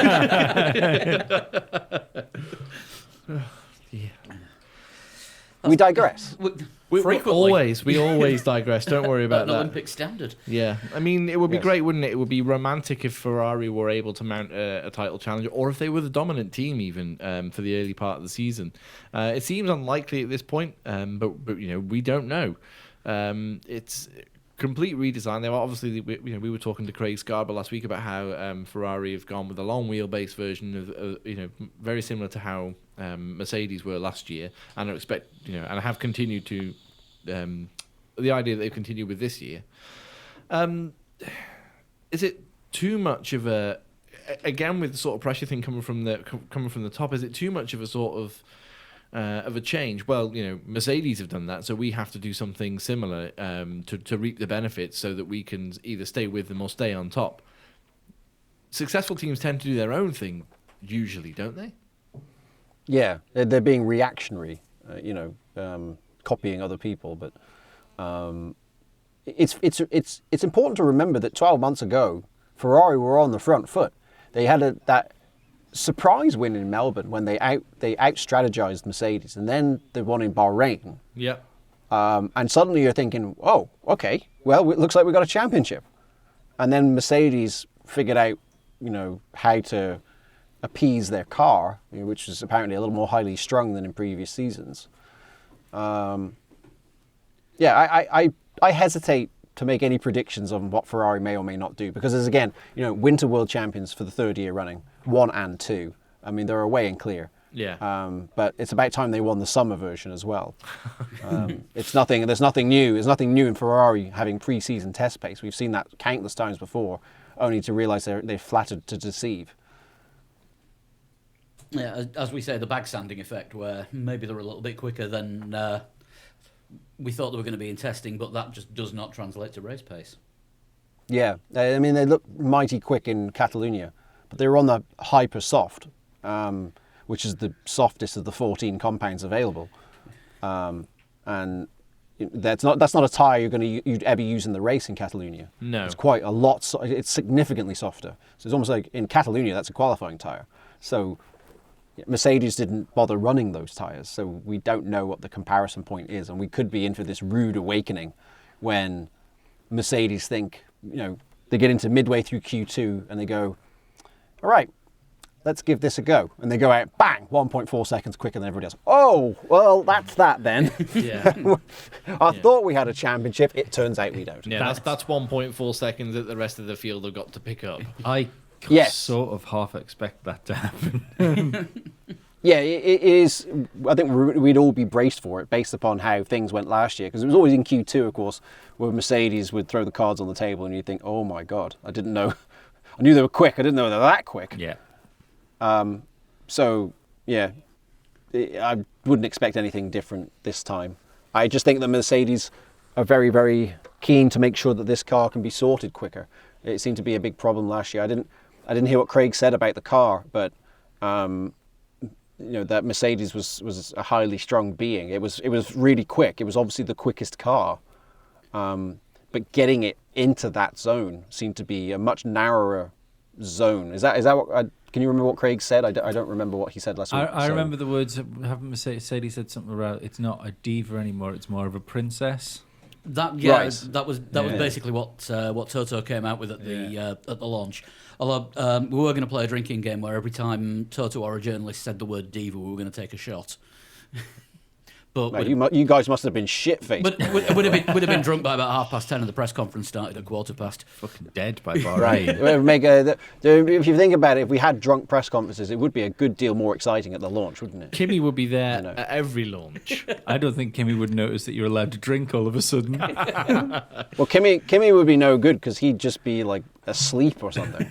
What would be interesting is people who aren't normally drunk. If you imagine Toto Wolff, I'd say another thing, right? Say another thing about Sergio Marchionne that he doesn't want me to say. It's, all the home truths to start coming out. Fernando Alonso says, well, you want to know about Honda? Well, let me tell you this. It turns into Rabsi Nesbitt.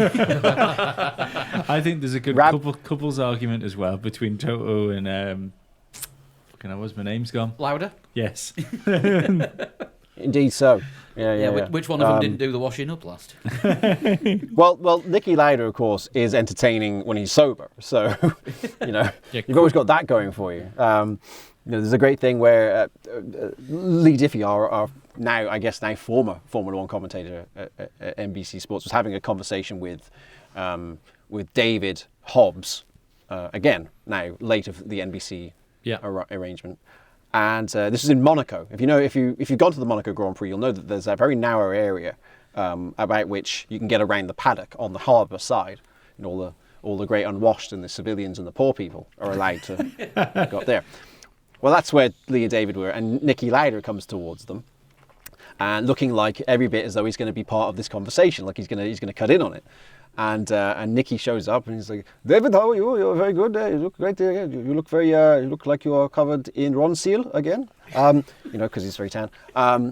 And Lee says to Nicky, Nicky, you know any good stories about David Hobbs? And Nicky says, no, any good stories? No, I don't know good stories, but he was fucking fast. That was it.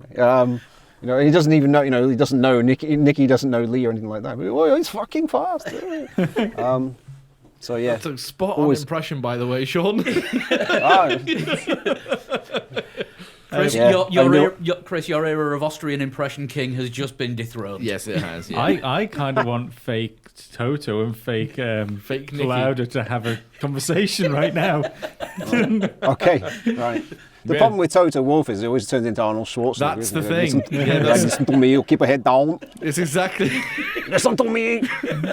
Which is exactly what George Russell said when Paul and Lee went to interview him as well. Because my question that I wanted to put to George Russell was, which member of the Mercedes team does the best impression of Toto? So, He was very diplomatic. yeah. Did he answer?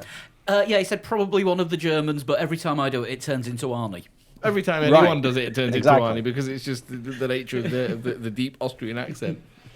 Yeah, it's just impossible not to. Yeah. The temptation is there, but yeah, at least it's good. Rory Bremner would do a good impersonation of him, I guess. Anyway, back. We're going to close out this Raikkonen stat now. What was the Raikkonen would have the longest Yeah. interval between victories in terms of race starts. The record holder, I think- 99 races, Wait.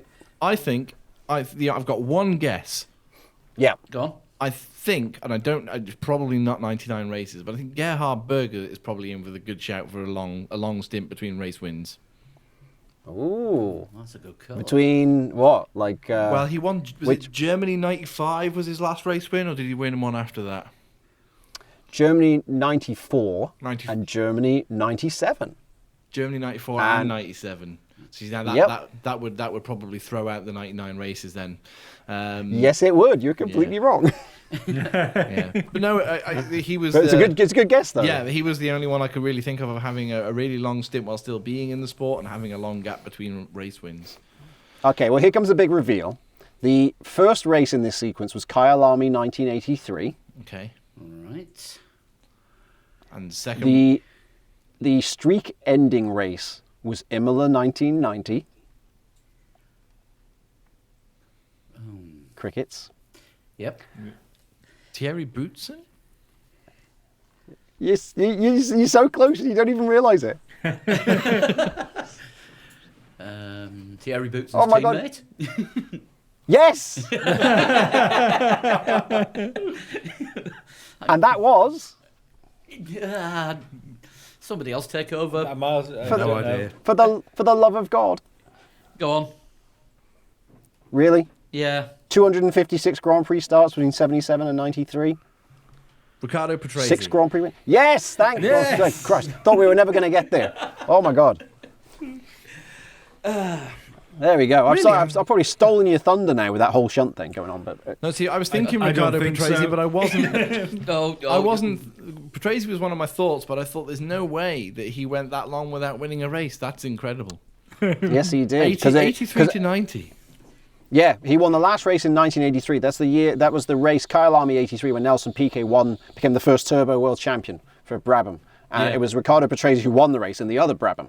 But he didn't win again until Imola 1990 for Williams. Yeah. Because he went and joined Alfa Romeo, which was career suicide in 84 and 85. And then he drove that low line Gordon Murray Brabham in 86. Stayed at Brabham in 87. Yeah. Moved to Williams just as Williams lost their Honda engine deal. And in 89, Boutsen won 2 races in 89. Patrese didn't win a race and finally got a win in 1990. So yeah, that's the record. And stayed with Williams until the end of 92. He did. When he mistakenly signed for Benetton, not realizing that there would be a seat open at Williams. Yeah, he signed. Was he Michael Schumacher's last teammate before he won his world championship was. in '94? Yeah. He Yeah. He's the only. He replaced the Martin only- Brundle, didn't he, at Benetton? Yeah, and Flavio said afterwards that was a mistake in itself. He should have kept Martin. But Ricardo Patrese also has the distinction of being the only driver ever to stand on the podium with Ronnie Peterson and Michael Schumacher. Oh wow! Wow. Okay, That is, what bloody hell. that's some distance in Formula One eras. Yeah. Right, Sean. Before we move on to Total Shunt, we'd like you to do us a favour, if you could. don't worry. It doesn't involve too much hard work. There's not like animals involved or anything. No. It's I don't know. Some of the competitors that we've had in Formula Lee have been animals on the track. We ran the Formula Lee Winter Series during the off season. Which presumably Ferrari won because they win everything in the winter. Funnily enough, the last round was a Ferrari. It was. Yeah. There you go. You see, look how that worked out. It was the time trial competition on the Codemasters F1 2017 game using the classic cars. and at a variety of tracks, because normally we do the current tracks during the season and what it's going to be for the next race coming up. But we randomised it for a bit, and we had a prize donated by CM Helmets. It was a replica of Nico Rosberg's championship-winning 2016 helmet. And the rules were that everyone that got in the top 20, apart from the four of us sat around this table, got one entry in the prize draw. So the more times you finished in the top 20, the more draws you got. And I have a list here with 133 entries in it. If you could pick a number for us between 1 and 133, these are all completely randomised, then we'll be able to find out who has won the... It's about $600 worth of helmet that CM Helmets have provided us, isn't it? Yeah. Wow. So... That's a hell of a prize. It is. It's a full-size replica Nico Rosberg I just 2016. say, don't get too excited. It's Nico Rosberg's. Full-size replica. Wait, it's a full size. I didn't realise. I thought it was going to be like Yeah. a scale replica. No, Wow. no, it's That's full-size. cool. Yeah. There is actually a photo of Chris trying it on. I'll send that over to you. Yeah. Yeah, we had. I think we had 6 helmets in the NBC studio for the whole time that we were on the air, and we had Ayrton Senna, Alain Prost, Nigel Mansell, Sebastian Vettel, James Hunt. Who I'm sure I've missed somebody out. Did I say Schumacher already? I don't think Don't so. think you did. Yeah, we had a load of world champion helmets, and we auctioned them off at the end of the year for the Justin Wilson Fund, which I cool. thought was a very good, which I thought was a really good way of, repurposing our studio accoutrement for a good cause. But yes, so you want me to pick a number between 1 and 133? Yes, please. Well, based on the fact that I just stumped you on Riccardo Patresi's interval between victories at Kyle Army in 83 and Imola 1990, my number selection is number 99. Number 99, that is Travis Parker. Travis Parker, you are the winner You of are the the Nico winner. Rosberg helmet. We will get in touch and arrange delivery of the helmet, which we've got over here at the moment. Yes. So well done to Travis, and thank you, Sean, for picking that number for us. Thank you. Another accident of circumstance there. Brilliant. Right, who's a total shunt time? Right. Are you going to bother with the theme tune tonight, Chris? No theme tune. I No- don't think. no theme tune. Sean's a proper musician. Let's not embarrass myself. No, he's a drummer. Wait, what? What are you going to say? I think you've got lofty expectations there. Before we do Total Shunt, Sean, did I see right that you took part in some sort of run where you got a chocolate medal at the end recently? Yes, I ran yesterday in the Hot Chocolate 15K here in San Diego, and I've done, since the last time I spoke to you, oddly enough, I was training in Monaco for an Ironman, and when NBC pulled out of F1, I was so preoccupied with sorting out contracts for next year that I ended up not doing the Ironman at all, which is a bit of a waste of money. Yeah, I did all the training and then didn't do the run. It's like, oh, that sucked. And since then, I've been busy making films and stuff like that. So I've only run 10K since September. Like the grand total of all the runs I've done, 10K. So naturally, yesterday I ran a 15K. So my legs are hurting right now. But the prize is actually, the medal is made of metal, but it looks like a chocolate bar with the wrapper open. And they do actually give you chocolate as a prize. So you go into the tent afterwards, and normally you have energy drinks and water and stuff. No, not there. They had hot chocolate and they had bananas to dip in chocolate sauce, which is my kind of race. That sounds all right. That sounds okay. Yeah, it's excellent. It's a good way to live. Yeah, well, congratulations on that, Sean, and hopefully you get working towards another Ironman sometime soon. Yeah, I miss it. I think any of those run nerds out there know what I'm talking about. When you do all that training and get fit, Dan's and then not. you sit for it. Yeah, And you sit for a few months and you just feel like, oh, I'm turning into an ogre. I need to get back out there. I can't imagine doing the training for an Ironman and not getting to do the race. That must be devastating. Yeah, it kind of sucked, but it was one of those situations where you just think, well, I should probably work out what I'm doing professionally next year. That's probably takes more priority. So yeah, it sucked, but on the other hand, I think I probably do one this year anyway. So because the Ironman in Cozumel in Mexico this year does not clash with Abu Dhabi, so suddenly I'm looking at that and think, ooh, that'd be a nice way to end the year. Well, keep us posted on your training for that. I shall. I should be speaking to you next from Monaco once again, from my lofty perch up there on the top of the hill, master of all I survey, and con man to the stars. Or is that con man to the Starbucks? Well, from one tax exile to another, three legs, four wheels. Yes. Right, Lee, you've got a total shunt in front of you. Yeah, and this one was sent in by Tyson Best. Thank you, Tyson. Thanks, Cheers, Tyson. Let's see how. Place your bets now for when Sean gets it. I'm saying clue First 2. clue. I'm going to say clue 2. He had it on clue 1 last time. Yes. I was born in 1981. Right. Okay, Okay. that's a good Is start. it a Grand Prix driver? That would be a clue. I can't just go out throwing Oh, okay, clues sorry. around. It will be somebody already- connected with motor racing, It's but we don't know someone what. or something connected with motor racing, Yeah. isn't it? Okay. Yeah. Well, implying that it was born in 1981 implies that it's a someone. I already have an idea of who it might be, but go on. I can't vouch for any of these. Some of this could be complete fabrication. But No fact checking, Lee. Come on. my first race was the Brazilian Grand Prix. Okay, yeah, I definitely know who it is now. See, clue Clue 2. two. You got it on clue 2. Okay. Number 3, I have been a Ferrari sim driver. Just a Ferrari sim driver? That's what it says. That's an interesting one. I want to guess as well. Oh, we need to have a guess. So 37 Ferrari sim driver. Mark Genet. Mark Genet, or there are many drivers who have ended up in being Ferrari simulator drivers. Della Rossa's older than 37. Kamui Kobayashi, he's not quite that old yet, is he? Don't think he's that old. No. Given who else is on your team this week, I'd suggest consulting Sean. Sean definitely knows who it is already. Well, I think I know who it is. Maybe I'm making myself look like an idiot, but certainly I know somebody who fits all of that criteria. Right. Okay. Well, we'll wait. We'll go to Sean for guess 2, I think, in a Okay. couple of clues time, because we'll just verify his already certain answer.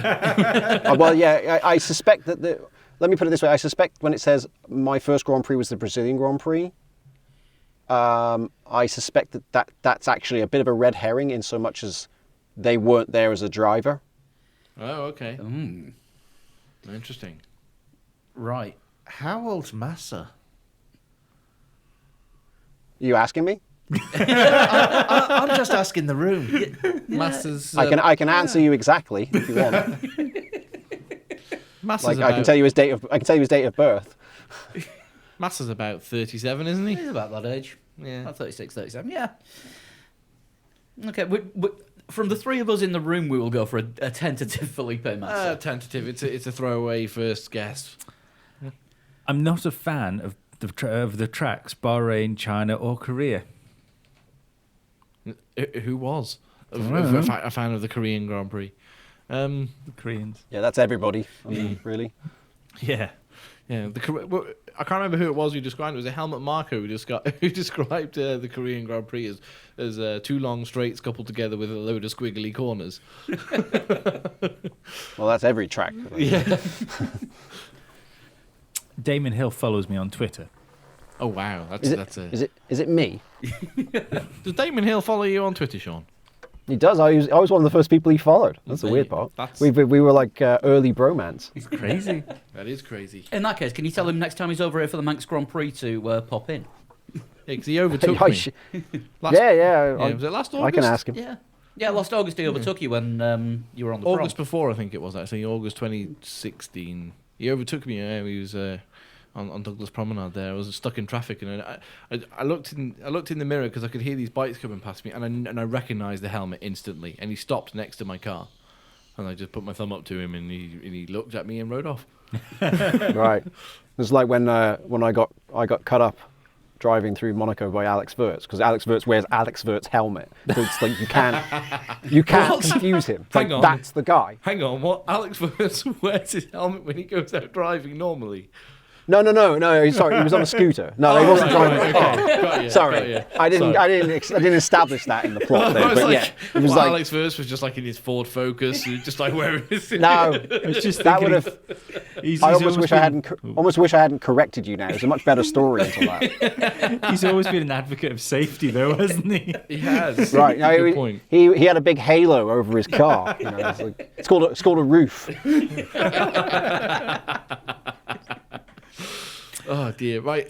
Somebody who would hate the Korean Grand Prix, for instance, would be Mark Webber. Mark Right. Webber would hate the Korean Grand Prix because that's kind of where he threw away his World Championship chance. I think I want a guess after this one. I'm a known football fan. Like Fernando Alonso, Um, Carlos Sainz, but he's not that old. if it is Mark Webber, then you could be talking about Aussie rules football. Well, Mark Webber was born in 1976, I think. So. it's not So a him. bit too old, yeah. Fernando Alonso's a Real Madrid fan, isn't he? So that fits the bill. I don't know if he was a Ferrari sim driver though, was he? Well, he was a Ferrari driver, so he will have done work in the simulator. At some point. But his first race being the Brazilian Grand Prix, but perhaps not as a driver. Thanks for the extra clue, Sean. It's always good to have the experts on our side. Hmm. Hit me with a guess then. Who do you think it is, Sean? Well, as soon as you said the Brazilian Grand Prix, I thought it was Felipe Massa because before he was a proper driver, car racing driver, I think he used to deliver pizzas, and he once had to deliver a pizza to Interlagos, which is what immediately thought. Okay, he was born April 25th, 1981. His first race would have been the Brazilian Grand Prix. I'm saying Felipe Massa. Yeah, that makes sense. Also, Felipe Massa fits the bill for everything else. But Ferrari sim driver, as well as he was an actual Ferrari driver. Won races for Ferrari. Nearly won a championship for Ferrari. Yeah, presumably you sat in a Ferrari simulator at some point. That's Exactly. Yeah. But that's where I was up to after those two clues. Yeah. I have been an advocate for more races in America. Okay, so it's not Bernie. Bernie would love everyone to think that he was 37. No, just his wife. Yeah, didn't say which 1981. It could have been BC. I hope Bernie's not listening, because otherwise I'm going to be wearing concrete shoes next week. He won't be listening yet, possibly. But Jean Todt will get somebody to print off the podcast for him. Yeah. Yeah. Next clue. In my field, I'm largely sorry. Hang on, that was awful. That was me trying to read a couple of different clues at the same time. Do that again. dear. Do that. We'll cut that out. In my field, my credentials are largely unmatched. Right. Okay. And this, I'm not giving you the last one because I think it's because this has been much better than I thought it was going to be. I've got a bit and of it's an gonna idea Give it here, away. Go on, Dan. but I've got to ask Sean some questions. That's my job. What was the first race you covered, Sean? Professionally, Yeah. 2003 Australian Grand Prix. No, that's that idea out of the window then. Oh, it's not me. Is that what you were going to say? Yeah. No, it wasn't. That's not me. I was born in 1980, so I knew it wasn't me right from the start. Yeah, but sometimes our listeners get facts wrong. Sometimes we do as well. Sometimes I do. Somehow I still get away with it. You'll have to tell us how at some point. When I find out, I'll let you know. So I think it might be Fernando Alonso. He would fit the bill at the same age, wouldn't he? 37? 81? Yeah, I'm he's born. I'm going to draw Fernando all Alonso. your attention back to the fact that I said some of these might be wrong. Yeah, I want to say, by the way, Fernando Alonso was born on the day that Prince Charles and Princess Diana got married. 29th of July 1981. Don't ask me how I know that. So now you know that. You don't know any of this nonsense about Ricardo Patrese. I know, he or didn't anything know who Ricardo Patrese stuff was, but that he- actually matters. Why are you not doing a royal podcast? This is a waste of time. Do you know what the funny thing is there? My sentiments exactly. Alonso also had a couple of good years before everything fell to bits as well. Dear. I'm on first name terms with Mario Andretti. So basically, somebody has got Sean's details wrong. Maybe. Yeah, I'm going to say that it's this person thinks that they've covered Sean, but isn't actually Sean. So basically, the clues are virtually virtual Statman. And the number 10 was, for some unknown reason, I love you too. That's the best one. That has to be the best total Sean clue I've ever heard. That's the best one. For some unknown reason. Sometimes I think the same. I booed them at their own concerts at times. It's like going to watch a football team. You go I've seen them so many times. It's like if you go and watch your football club and they don't play very well, you go, boo, what the I want my frigging money back.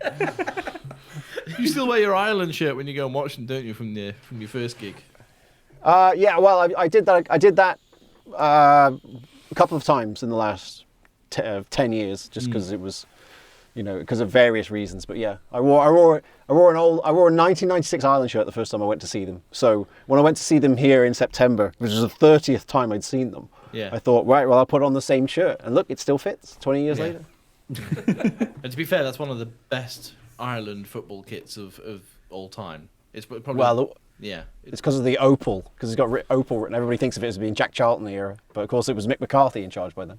Anyway, so it was me, was it? I was the answer to. Yeah. It was me. Well, that's fantastic. Firstly, I'm a year younger. Secondly, I delivered pizzas to Interlagos when I was younger.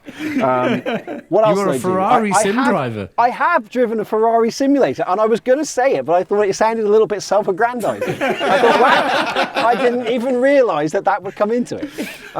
Well, when you said, I've got someone that fits all the criteria, I thought, he's got it. He knows what's going on here. No, because it was the wrong birth year. Yeah. And my debut was not Brazil, but. Yeah, it's but it is interesting that using the wrong clues, I ended up with Felipe Massa, who does fit all of those. What was the first race you watched, I Sean? think the Brazilian thing was it when you came on the first show you did. Yes. Was that when the phone call race? No, the first race I did, the first race I watched as a fan was Brazil. That is true. In Brazil in 87. But even then, it's still the wrong birth year. I wasn't born in 81, so... It turns out Tyson Best is almost a Sean Kelly superfan, though. Very close. Right. I'll tell you what, that's some dedication from Tyson, trying to research all that stuff about you, Sean. That's going the extra mile. You don't have a name like Tyson Best and don't go above and beyond, do you? He's not Tyson's second best. See, what I did there is I put in the wrong birth year on purpose so people wouldn't realise it was me doing that. You actually managed to stump yourself. I stumped myself. What the? How is that even a thing? I didn't get myself when I was the answer to the trivia question. I can give you all the Riccardo Patrese stats you want, but nothing about me. And it was Dan. Yeah. It was Dan that pointed us in the right direction. I would have got it if I hadn't been told that your birth date was 1980 instead of 1981. Right. See, somebody get me a taxi, quick. Well, after that, I think we'd probably best let you go. Thanks as always for coming on the show with us, Sean. It's always great when you take the time out to be on here with us. And I am sure we'll be talking to you again during the course of the season, both on here and there'll be tweets. Yes, there will be. I'm sure I'll find some obscure place to talk from. Every time I speak to you, I'm in a different place. So who knows where I'll be next time? Maybe it'll be like in mid-air. I'll be like on a flight somewhere. That'd be pretty cool. And with ESPN getting the Sky coverage for this season, they'll get the same commentary as well and everything. So what statistic should everybody who's listening be looking out for the Australian Grand Prix? A standout statistic. A standout statistic. Oh, well, now you've put me on the spot well and truly, haven't you? You know, the ones that Crofty would look at and go, I think I'll use that one because it's interesting. Oh dear Lord. Well, we'll talk amongst yourselves in a minute. Let me have a look at my bit of paper, see what I come up with this week. Because there was a lot of stuff. I got Formula E, honestly. Because I've just done Formula E of Punta del Este this weekend. And, I'm chock full of Formula E statage. But yeah, let me have a look. The interesting thing, of course, is that because I provide Sky with their statistics, I am therefore still doing the US broadcast. It's like it's in a roundabout sort of way. Come full circle. Yeah, yeah. So I've ended up carrying on. You know, I'm sort of the lone wolf Yep. now. Let's see what could we come up with here. I don't know. There's a few here, a few nuggets of joy. If Hamilton is on pole, it will be his 47th pole with Mercedes-Benz, and that will pass Ayrton Senna and McLaren for the second highest total for a driver at one team. Only Michael Schumacher and Ferrari have more than that. And any chance you have to put Ayrton Senna into a stat has to be taken. Yeah. It would also break the record for Australian Grand Prix pole positions. Hamilton and Senna have 6 poles each, both at 2 different tracks. Lewis at Melbourne, Senna in Adelaide. And what else? Let's have a look. One more here on my list of statage that I spent all day doing. And if we have a win, here's one for you. If we get the Raikkonen win, in addition to breaking the Patrese record, and this counts for Valtteri Bottas as well, who I don't think we even said his name in this entire interview. Probably but not. If Bottas wins in Melbourne or Raikkonen, it will be the 50th Grand Prix victory for Finnish drivers in Formula One racing. That's a good one. That is a good one. That is a great great one because Finland, with such a small population, has an incredibly high amount of motorsport winners per capita.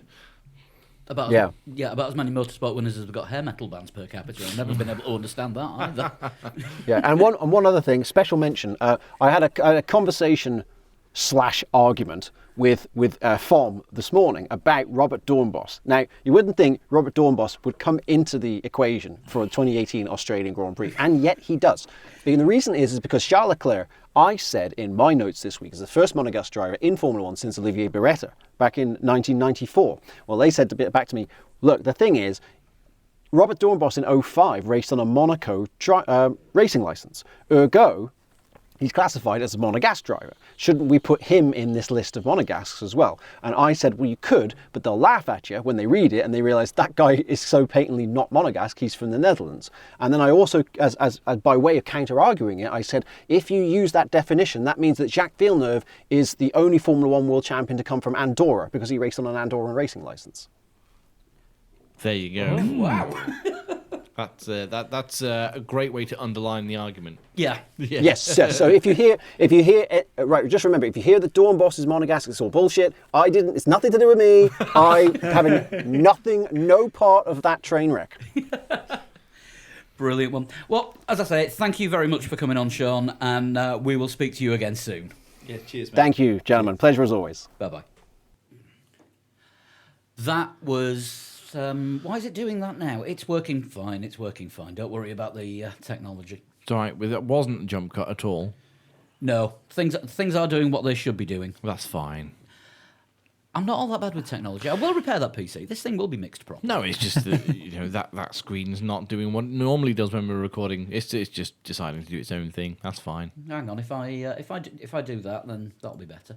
Yeah, let's just say you be you, computer. You just be you. You do you. Yeah. It's doing itself, and will definitely be us.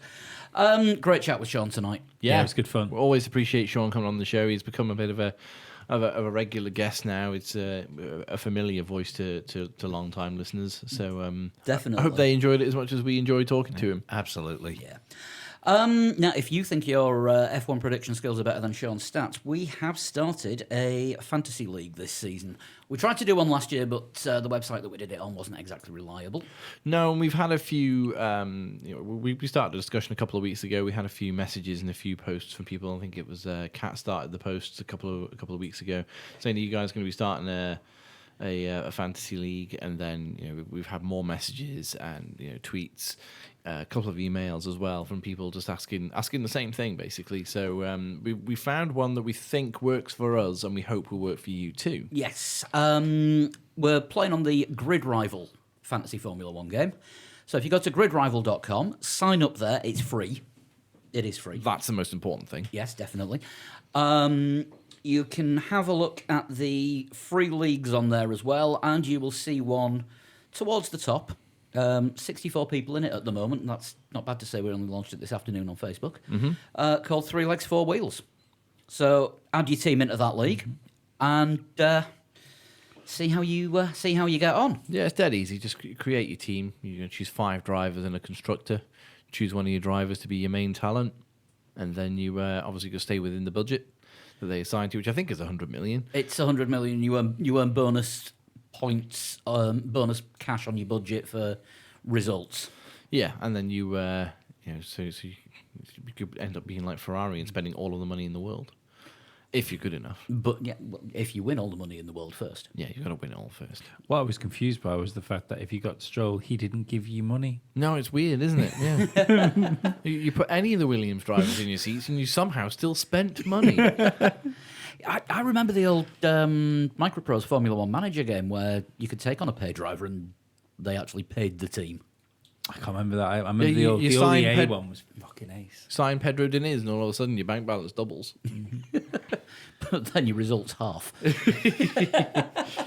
But yeah, we've decided to do that this season, and of course, Formula Lee is still going for the 2018 season, and the first race is Mercedes in the dry in Australia. You've got until Monday the 26th, 7 o'clock UK time, to get the time into us.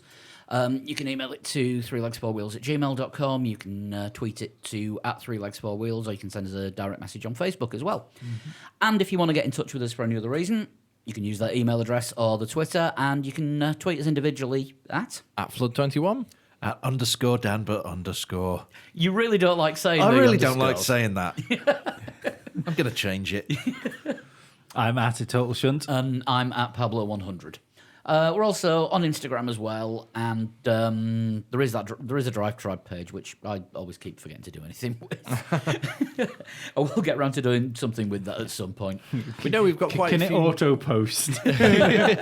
No, that's why I can't. That's why I keep forgetting. We know we've got quite a few new listeners as well. We picked up some new listeners in the off season or in the build up for the new season, which starts this Sunday. Well, this weekend. This Thursday weekend. night for us. Yeah. So you're a little over 48 hours away from listening time. Yeah, to... we're not going to do the what we did a couple of years on the trot, which is go out and do a gig on the Thursday night, go back to my house, drink a bottle of vodka, and stay awake until FP1 starts, are we? No, because Karun Chandhok won't crash. Fair point. Yes. Which happened both years. Yes. We will be doing what we did last year, which is live blog for the race. And for absolutely. qualifying And for as qualifying. well. Which means I've got a very early start on Saturday and Sunday morning. Yes. But yeah, if you go to the website at 3legs4wheels.com, got the live race blog section, we will be... I will certainly be blogging the race. Chris, Dan, you'll be there as well. Yeah, we can... Lee will be throwing in the odd comment on Twitter that we'll share on the Throw blog. some stuff my way on Shall I Twitter. bring the bacon, you bring the baps? That sounds like a potentially feasible plan. I think Yeah. it's gonna be coffee and Sounds bacon like a sandwiches. euphemism. Yeah. Could be a euphemism.